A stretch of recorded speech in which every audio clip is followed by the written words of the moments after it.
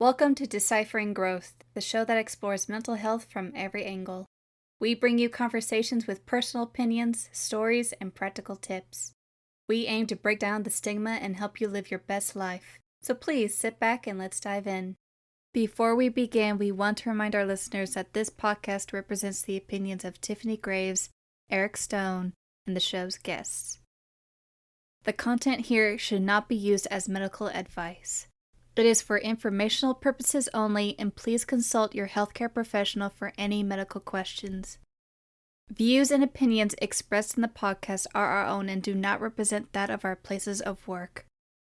This podcast should not be in any legal capacity whatsoever, including but not limited to establishing a standard of care in a legal sense or as a basis for expert witness testimony. There is no guarantee regarding the accuracy of any statements or opinions made on the podcast. In no way does listening, reading, emailing, or interacting on social media with our content establish a doctor-patient relationship.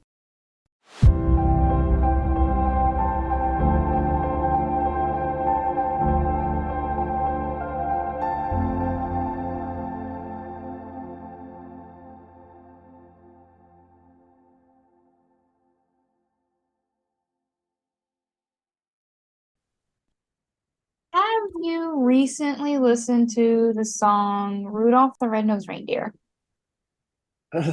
Yes, because it's the season. It is Yes. the season.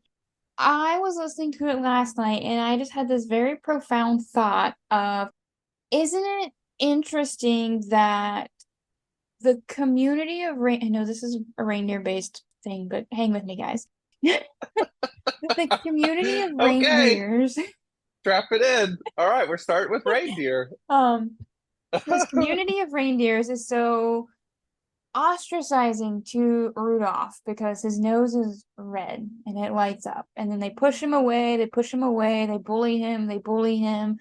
Um, but at the end of the song, when he's needed most and he can do something, they're all like, "Oh my gosh, we love you. We want you to be a part of our community. We want you to be a part of our family."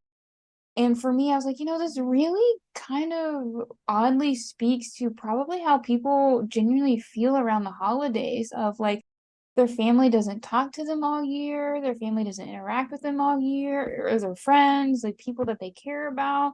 And then when it comes to the holidays and like gifts are involved or tasks are involved or like showing up and obligations get thrown in there and mixing emotions, and it's just kind of like, yeah, then we're kind of wanted or expected to show up, or like things, we want these people in our lives again. It's kind of like that one time a year when everyone's like, let's just low key put aside all the bullshit and mockery we've been doing and pretend everything's like great and joyful. Mm, mm.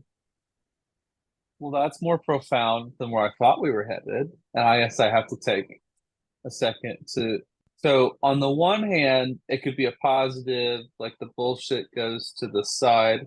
On Mhm. the other hand, you're saying there may be some very legitimate reasons that you have some issues or distance with someone, and that could be pushed to the side, and you're almost pushing yourself. Is that what you're kind of saying? Or Yeah. am I taking it the wrong direction? Yeah, that kind of like pro and con of like it can be a good thing of where like, oh, like I feel accepted during the holidays and we're able to be cordial with each other. But at the same time, that like downside of like you're not really addressing the root issue. You're kind of just like pretending like things are okay for this moment because it's the holiday or it's a family expectation or obligation to be quote unquote nice. Mm. So maybe, and if I assume all our listeners have watched the classic Rudolph the Red-Nosed Reindeer claymation, That's shameless the best plug for one. claymation. New Chicken Run movie is amazing. Also shameless plug. I We're haven't not seen it yet. sponsored by Don't spoil Netflix, it. but I'm very open to that opportunity if it presents itself. But in so you're saying like at the end, Rudolph is bullied, ostracized, picked on the entire movie. At the end, when he saves Santa, Christmas Town, whatever it's been a minute. I'm gonna Mhm. say that Saves his Christmas. he should not have pushed all that to the side, maybe because he's the hero. He should be like, hey, like maybe if he had those feelings, like you've hurt me, you guys aren't good people to me, like you're not safe, kind of like that's if we're sticking with Rudolph as the analogy for this. Yeah, well, and in essence, like I don't want to go too extreme. Like I think Rudolph was really a great reindeer, whatever. Yeah, In that he was able to be like, you know what, like the better of the whole matters than like me in this one situation. So I'm willing to do this to help the whole Christmas town, all the kids and things of that nature. Like he really was selfless in that instance. But at the same time, it's kind of like afterwards when you think of the situation, it's like, is Rudolph done? Like, does Rudolph just like go back to being bullied now? Like, what happens with all the stuff that kind of just was like left laying there? yeah. That's a great well let's maybe use that analogy with like kind of the example of Rudolph. Like, what do you do if that's your family? Like, you don't talk to people in your family. You get together for Thanksgiving, Christmas, New Year's, or whatever other holidays you celebrate, and then after that, it's like, now what do we do? Because now, do I wait to see you next Thanksgiving? Or Mm-hmm. maybe for some folks, I grew up in like the church, so it's like Easter, right? Like Christmas and Easter. Like, okay, well, no matter what we're doing, we got to be together Christmas and Easter, because you can't lose that social clout if you don't get all those likes on Facebook and Instagram to make sure everybody knows Hallmark picture perfect moment, right? Yeah. I know my brain went a little too far probably with that Christmas song when I was listening to it, but I was like, wow, this is interesting No, to talk about. it's a good example because I think there's no answer to that, is there? In a lot of ways, there's really no right or wrong answer to that. Um, I think maybe this is a very interesting way to start, and I like this because normally we like set it all up, but we're diving in. But today, Tiffany pitched this idea, and I think it's fantastic. She didn't clue me into Rudolph before we started, which I love that this is a genuine reaction. But Tiffany, I think you feel really passionate about this, so I just wanted to give you like a space to just set up what maybe we're going to talk about today. Yeah, so like the reason I kind of thought this would be a great opener was because we're going to talk about emotional responsibility. And I think, while Rudolph and the other reindeers don't necessarily probably have the capacity to talk about emotional responsibility because it's a song and it's a TV Mm, show, we can do that in our own capacity and looking at like what are we emotionally responsible for? Um, Going into the holiday seasons, being around people, and then after the holiday seasons. mm. I think that's a big space. So how do you see this maybe with your clients? So I think the biggest thing I see is people falling into that people pleasing um role of like I have to do X, Y, and Z to make sure everyone that comes over is happy. Especially if they're hosting. It's like I've got to have this for Sally and potato salad for Bob and rolls for Susie and carrot cake for Billy Joe. And it's like this sounds like a lot for just having a family get together or family and friends or friends get together. Yeah, I do think folks misunderstand what is their responsibility and what is not. And I think this is a very valuable time to be discussing this today. I think a lot of clients struggle and just people struggle with knowing what is theirs to own and what is not. Oh, I mean, it's hard. It is hard to I think see about this a emotions that lot. you're responsible Oh, for. go ahead. No, I was just gonna, in all honesty, I was gonna pose the question to you in terms of like, how would you describe or how would you tell someone how how to know or how to become aware of what emotionally you're responsible for just within yourself, much less other people? That's a great question. I would say because I work a lot with folks impacted by trauma, I have to really define this more than like, well, just do what feels right to you. I think a lot of folks struggle for different reasons with this. So what is yours to own? Like, the impact of your actions could be something you could own. So I think the classic is I steal a cookie. I have to own that, my mom is mad at me because I stole the cookie. So she puts the cookie somewhere else and where I can't get to them. And she's like, hey, it disappointed me that you lied to me about the cookie. That's on me to own. Now, if my mom then goes and says, I don't love you anymore because you stole a cookie one time, that's not mine to own. And so really, what um it's just really not like something that I think can be helpful for a lot of people. So I think just kind of maybe like bouncing it off, maybe like checking in with a therapist, checking in with like a trusted friend for that if you're not sure. But a lot of us have had a hard time, I think, defining this for ourselves. What would you tell a client, Tiffany? That's a good question. In terms of emotional responsibility, I usually try to educate my clients that while we can't control the chemical responses that happen in our brain that formulate our emotions, we can control how we respond and how we outwardly act to those emotions. Um, and to some degree, while we're not responsible for triggering emotional, electrical, chemical responses in other people's brains, we do have to take some level of responsibility, even if we unintentionally triggered that person.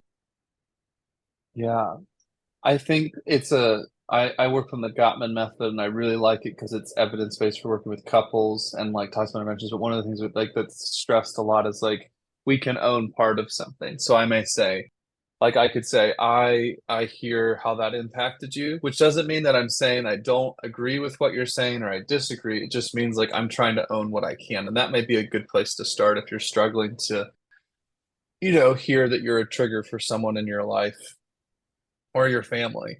And like you're like, well, I'm a good person, and I didn't like you may very well be a good person. It just may be that your stuff impacts someone else's stuff, and it's not maybe something you could have done nothing wrong or or right. It's just the way it is, kind of thing. I think it goes back, I think, to a bigger idea that people think we pick what our triggers are. We pick how we respond to things, and that is not how trauma and the brain works. Like or mental health, like it's going to pick what it is. Like we can't control our triggers. It's a very big piece of working in like substance use and recovery. Like you cannot pick what your triggers are. If the 4th of July is a trigger for you, it's a trigger for you. You may get that to be less of a trigger, but you can't pick, well, the liquor store is a trigger and not, Thanksgiving. So that's just to try to get to some of it.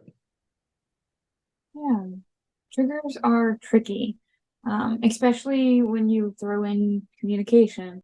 We all can struggle to communicate effectively because I don't know what's going on in Eric's brain. Eric doesn't know what's going on in my brain. I don't Mm, know any of his experiences. I could say the Earth is square, and that could trigger a very emotional response in Eric that could mm, go very poorly or go very positively, just because I don't know. I think something to keep in mind is like when you do unintentionally trigger someone, just saying like, hey, like I didn't know. Like help me figure out a way that we can work together so that like I'm not triggering you. yeah. Have better And intentions. I think some folks may be ready and able to say, this is what my trigger is, this is what I need. But I just want to maybe also speak, not everybody's at that place. They may just know that they can't do something or talk about something. And so I would just maybe encourage friends and family to honor that space. Almost like I think there's been a great movement to like if you go up to a little kid and say high five or hug, and they say no, that's the end of that discussion. We respect Mhm. bodily autonomy. And I think we should do the same thing when we're talking about personal things with mental health. I think Tiffany and I are a little more open about things. We're on this podcast, obviously, we're talking about things, but not everyone is open to talking about, hey, I've been to therapy, hey, I've done this. That doesn't mean they're carrying a stigma. That just may be like they don't feel like they need to share that part. That is one thing about working with folks in long-term recovery from substance use and addiction is like you don't owe everybody your story. You don't. You don't have to say, I've been in recovery for 20 years or like not everyone's entitled to your story or your journey. And so that gets a little difficult for some people though, because maybe you're a parent, maybe you're, a child, and you really just want to know. And there's nothing wrong with wanting to know, but I think if you've been told respectfully, or maybe even sometimes not respectfully, like, I'm not doing that, I'm not going to share this, really encourage you to hear them, because that is not going to grow that relationship or help that person heal. It's just going to create a big conflict and a maybe power struggle. I don't know. What do you think, Tiffany, on that? I smile at that because my brain immediately defaults to the we're all toddlers inside. As much as like we don't want to admit it, our brain functions from a toddler perspective of like, I want it, I'm gonna try and get it. So when we hear no, even me personally, when Mm, I hear the word no, I feel myself and I know and I'm very aware that my brain is like, but you want it. You've been told no and now you want it. I think that, and I think you're speaking to something good, because no one wants to be told no. I don't want to be told no. Mhm. Like, I don't even want my dog to say no if I'm wanting them to do a sit, like these, we all want influence. We want control. We want what we want. And so I'm not trying to say it, but I am a little spicy about this. So I'm going to just own that this is coming with a little bit of spice. But as a trauma therapist that sits with people in some of the most painful events and memories and instances of their life, I'm not entitled to that information. I am Mhm. not entitled to say what happened with this, or this. Like, and if I am not entitled to that space when someone is coming into that space and going, who else is entitled? Like, they're coming to heal and work. So if they're even in a therapy session with someone's therapist, you're not entitled to that information. You sure as shit are not entitled to it outside of a therapy session, public settings, cars, calls, interventions. Like, that's not real life. And so I do have empathy and sympathy, but I'm also like, I think we could go a lot of directions on this, but I think we've like really gotten to a point where everyone thinks they need like full explanations and everything has to be heard. And like, to be frank, like, my individual mental health journey is no one's business, nor is any of my clients. And we can talk about things. So obviously, I'm not talking about instances where we have to go through things like maybe a legal situation or maybe that impacted relationship or being a parent. But I think we're kind of we've overcorrected, I think, with like really neat feeling like we're owed something, an explanation, especially when it's about someone else's mental health journey. Yeah. I think too, and this could just be like maybe my very windowed experience because I can't be a multifaceted experiencing window because I'm one person. Hmm. But I think too, we often like to, I don't want to get too far on the soapbox, but the why. When we're Yeah. taught to question why. And every time I encounter that word, I won't lie, I just want to square punch someone in the face.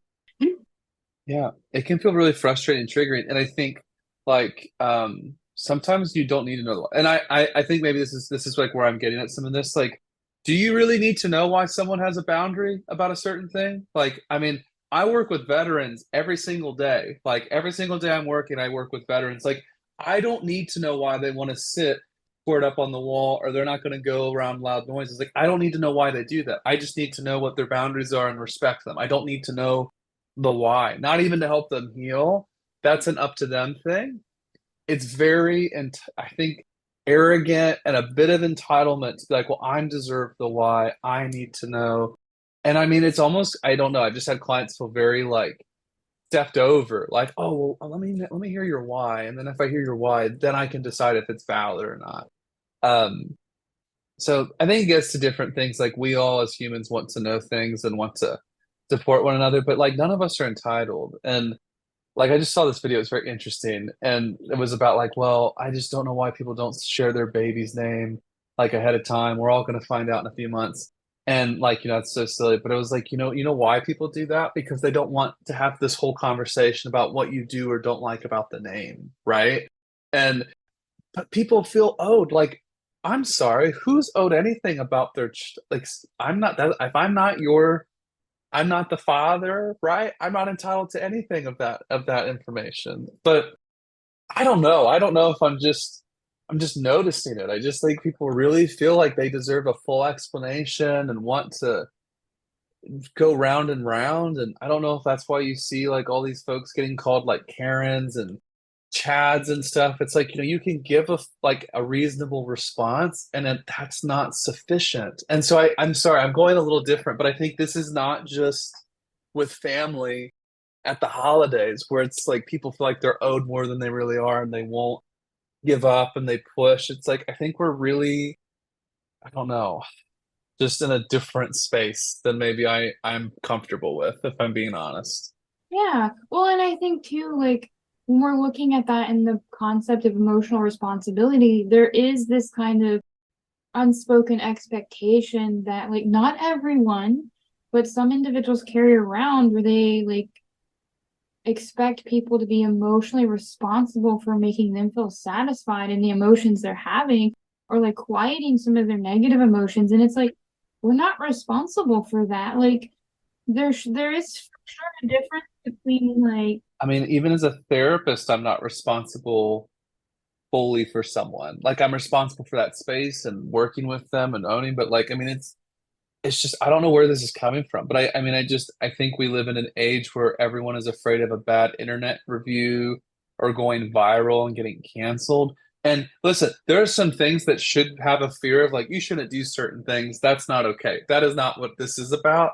But I think it's gone too far. Like, people are pushing and pushing people's boundaries and stepping over them. And it's like, you just see it. Like, and I think maybe something that makes me really sad as a human being is when people disagree with why you have those boundaries or those spaces, or why you're doing it the way you're doing it. And they feel like because they disagree with you, they don't have to respect them. And that could go into things like, my clients in the LGBTQ community, my trans clients who get dead named all the time, or told what people think about their lifestyle. Like, it's not a lifestyle, it's who they are. Like, and that feedback's not warranted. You don't need to go. And I think that speaks to my work with religious trauma, that people really need to be told, well, we hate you. No, we don't hate you. We just hate the sin, but we love you. It's like, do you realize what you're saying to someone when you say that? Like, they don't need to keep hearing, like, just okay, like, just leave it. Like, what, like, I just don't think there's the same amount of people calling up religious folks saying, I love you, but I hate what you're doing with your life. Like, I mean, I mean, if there's someone doing that, I'd be like, why are you doing that? Um, so I'm gonna slow that, but I think it's just, yeah, right. Like, why are we all feeling so entitled to comment and to give a stamp or something, right? Like, it's like we deserve to do that to everyone, kind of thing. yeah. I think it really speaks to how skewed we've come with the idea of emotional responsibility and what it looks like and what it actually means at the heart of it.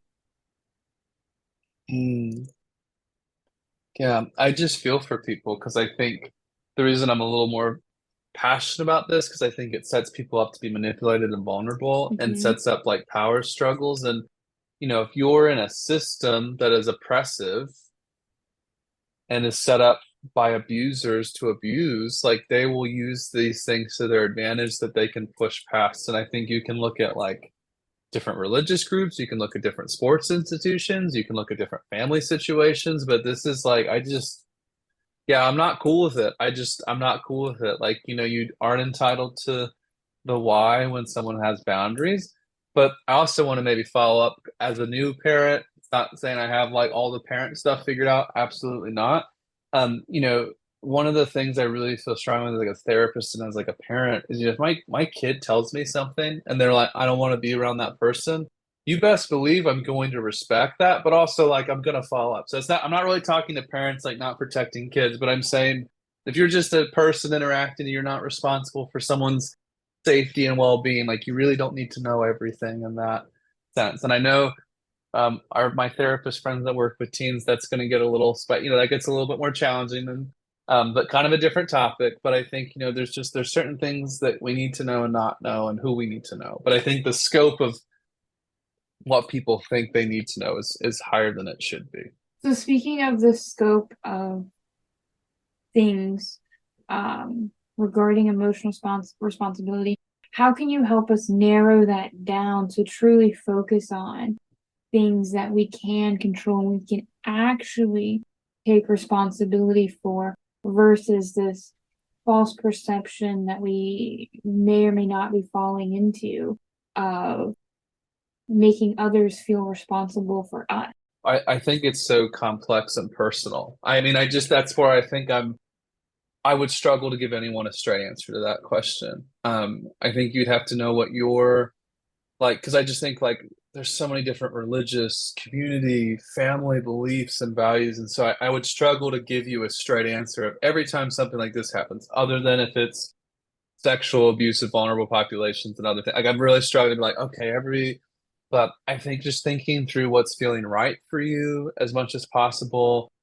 Maybe thinking about like what are you telling your friends in similar situations? What are you thinking for them or about them? Like what are you wanting for them and what you're doing for yourself, Because I have found most of often people are really kind to their friends and very, very hard on themselves. They're not giving themselves the same grace, the same self-love or acceptance that they're usually showing their friends or family sometimes going through the Yeah. same situation. It tends to be a very like ass backwards perception of emotional care. Like I'm gonna give, give, give, give, give, give, give.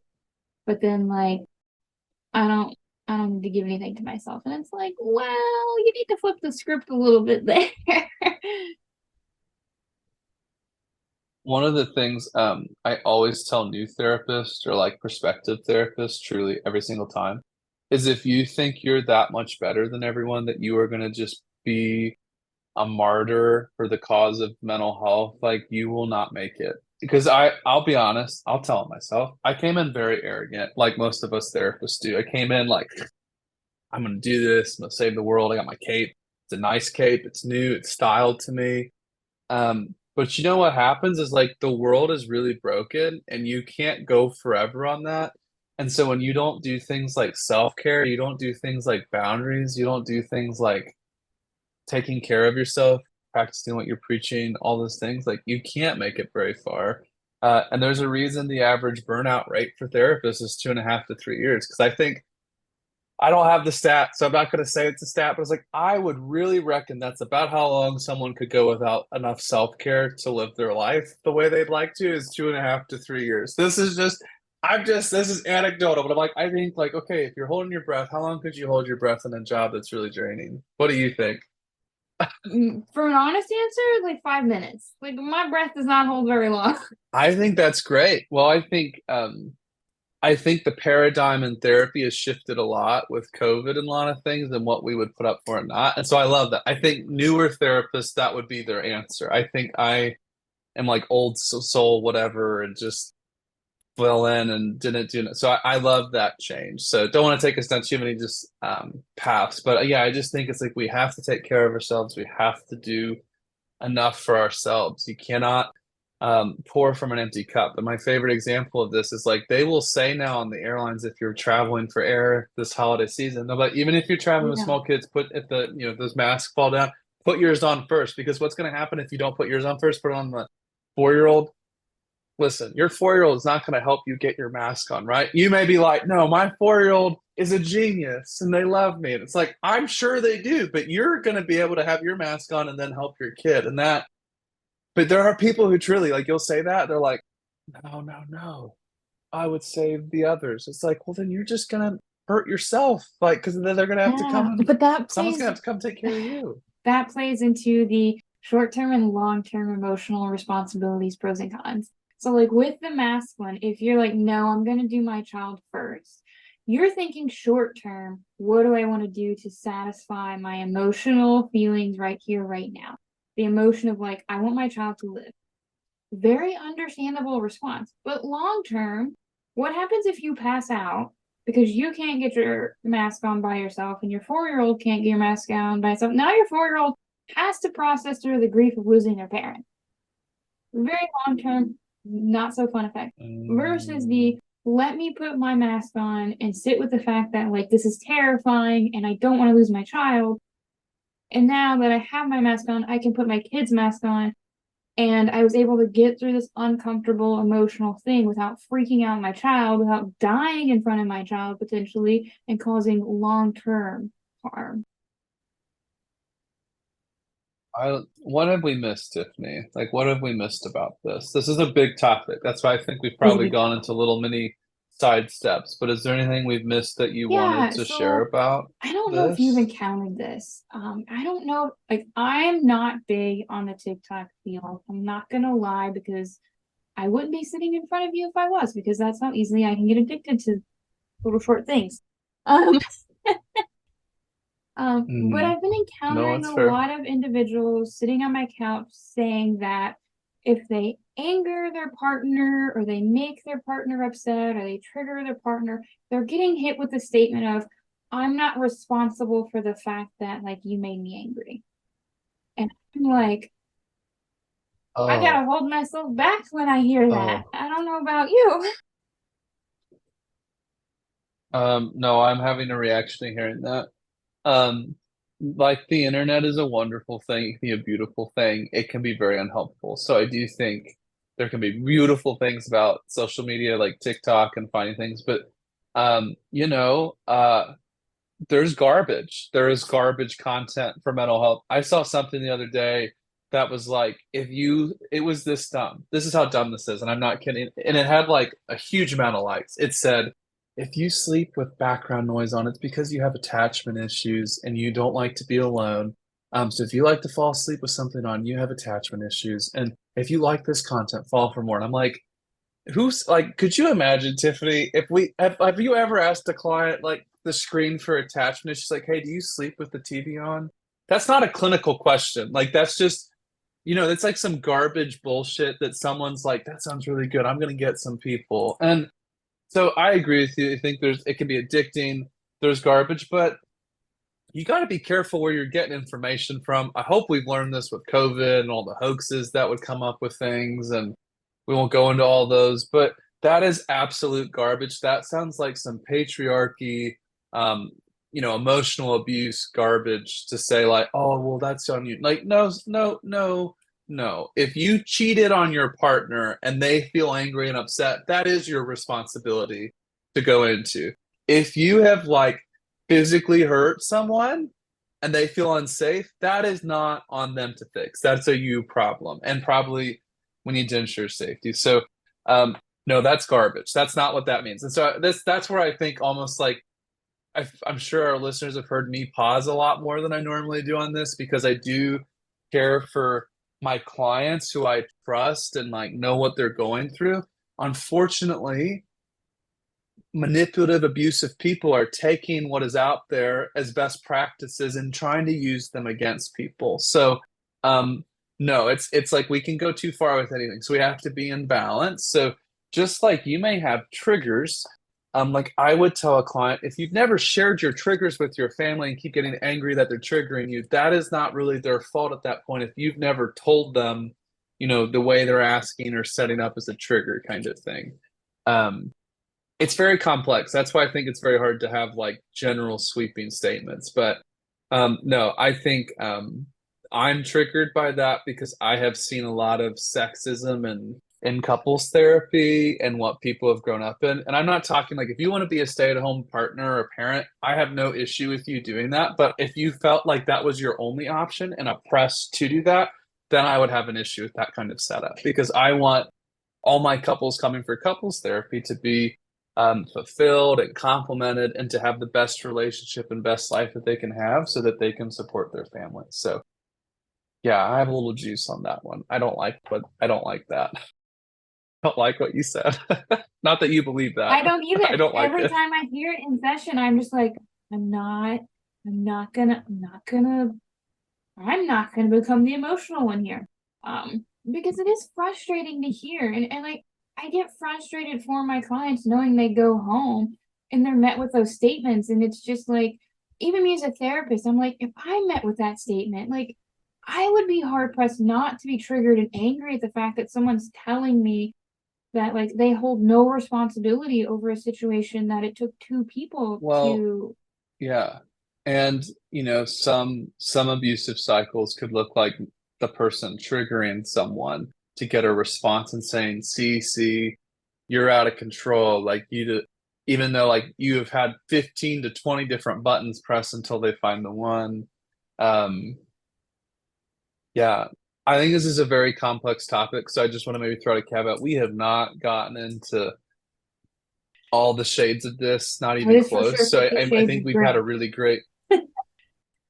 Yeah, no, I mean, I think you could have I honestly could see someone having a whole podcast series on this with examples and interviews and situations because it is such a tough topic. And I would just really advise like clients to like try to take care of yourselves as best you can. And if you know you're someone that struggles with taking care of yourself well or looking, like talk to someone you trust, like that you can trust, that has good intentions for you, someone that is not um I don't know, someone with good intentions for you, looking out for your best interest, not theirs, is how I would define looking for a safe person for trust.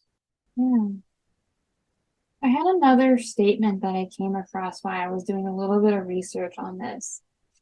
I'm curious as to how you feel about this. Being emotionally responsible means we rise above both people pleasing and our victimhood. I don't feel qualified to answer that question because I think I am working with so many survivors of different things that I am like, I am sure there are folks that are maybe struggling with maybe they're maybe making situations where they're the victim and they are not. I don't tend to work with those folks. So I almost feel like I'd love to talk to someone working with those folks to see what they're saying.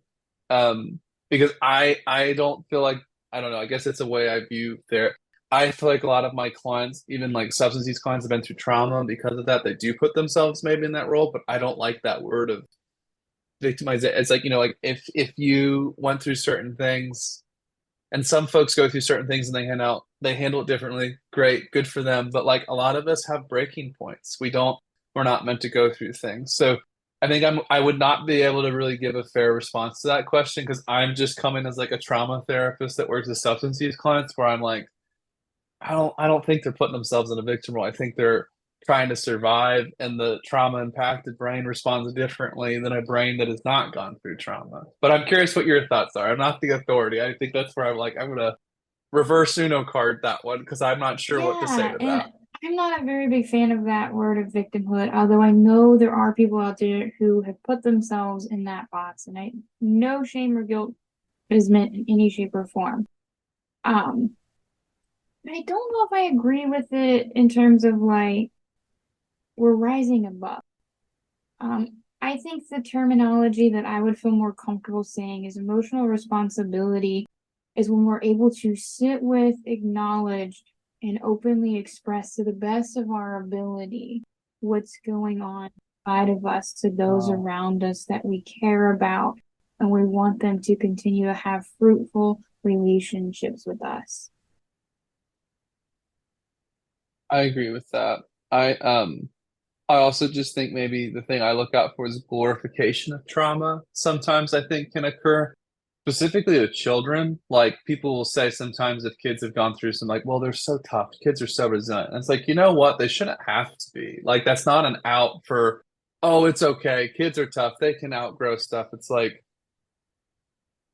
I mean, if you really want to be mortified, look at the link between trauma and exposure to trauma and early childhood, and then the link with like being involved in the correction system. It is a significant number that should wake you up if you're like, It's an oh, astronomical it's fine. number. So I just, I mean, it's over 50%. I mean, it's like it is a huge number. We're talking like with adverse childhood exposure stuff. So I think a lot of us therapists maybe know that, feel that's why we screen for trauma so often, so regularly recommend therapy to avoid.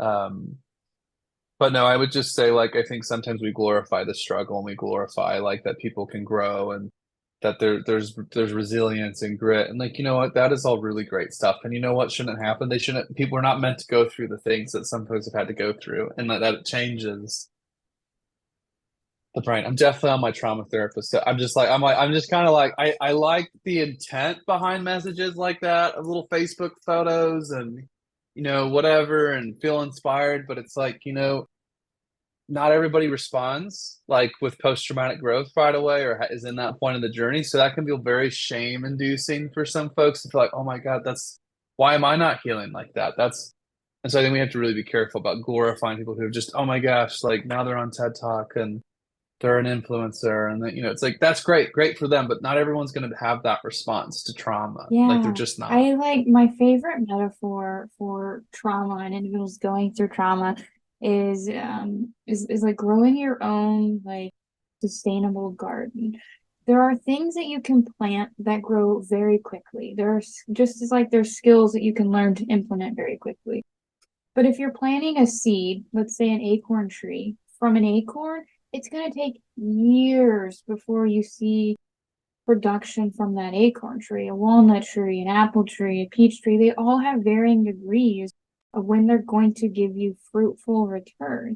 And keeping in mind, the trauma process is very similar. You'll have things that give you more immediate returns and things that give you more long-term returns. It's a process, and there is no given specific timeline for when it should or shouldn't happen.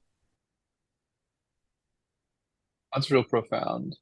I just want to say I appreciate those of you who've been listening with us and like exploring some of this. We have been really loving the conversations we've gotten to have from a lot of this. And I will say, as we look to 2024 and kind of getting episodes, like we will start having some guest speakers. We're pretty excited about the focus. We haven't revealed what the next round of this will be. Right now, we're very much in our holiday series, but we're really, really excited and appreciate you all being here. And so just appreciate you all in the journey. And I will just plug that we have some great guests coming up. So I'm just going to plug with a teaser because I'm really excited for some of you all to get to hear from them. If you don't know them, some of you probably already know them, but we're really excited for them to be on the Yeah, show. well, we for sure have some surprises in store for everyone, and hopefully we get to hear more from you guys, and you'll give us some plug topics that we can dive into, maybe break apart for you and things of that nature. Um, yeah, it's gonna be an interesting 2024 for sure. Yes, it will. Thanks for tuning in to this week's episode of Deciphering Growth. We hope you found our conversation helpful and insightful. If you enjoyed this episode, subscribe to our podcast so you never miss an episode. Don't hesitate to contact us on social media if you have any questions or comments. We'd love to hear from you. Until next time, keep growing.